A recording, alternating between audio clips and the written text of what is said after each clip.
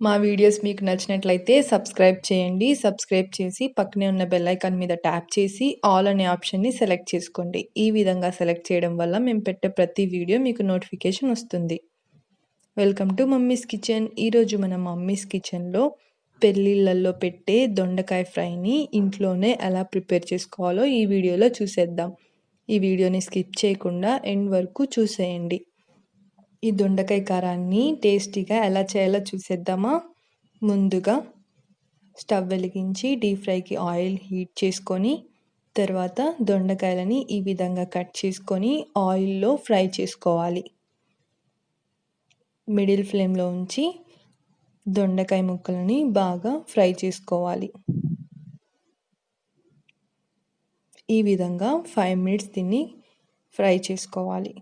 ఇలా ఫ్రై అయిపోయిన తర్వాత వీటిని ఒక ప్లేట్లోకి తీసేసుకుంటున్నాం.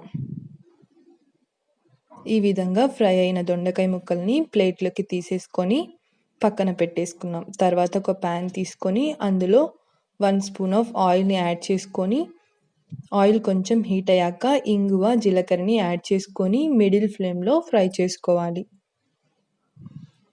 తర్వాత ఇందులో పసుపు,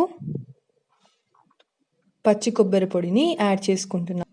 పచ్చి కొబ్బరి అవైలబుల్లో లేకపోతే ఎండు కొబ్బరినైనా యాడ్ చేసుకోవచ్చు. ఈ విధంగా ఫ్రై అయిపోయిన తర్వాత మనం ముందుగా ఫ్రై చేసి పెట్టుకున్న దొండకాయ ముక్కలను కూడా యాడ్ చేసుకొని మిక్స్ చేసుకోవాలి.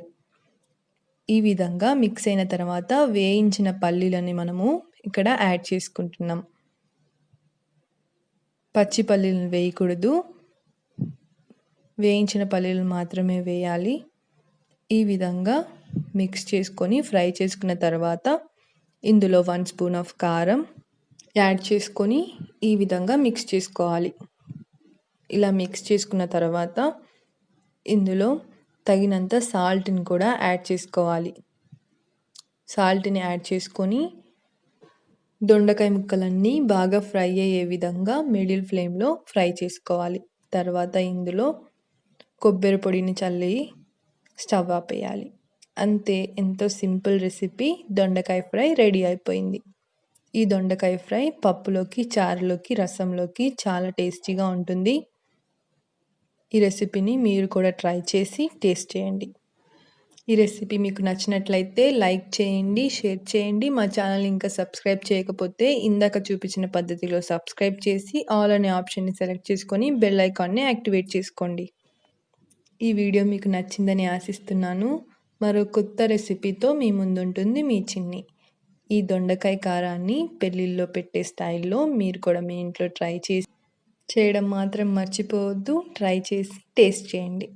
అలాగే మా ఛానల్ని సబ్స్క్రైబ్ చేసుకోండి. ఎండ్ స్క్రీన్లో కనిపించే 2 వీడియోస్ కూడా ఒకసారి చూసేయండి. Thank you for watching this video.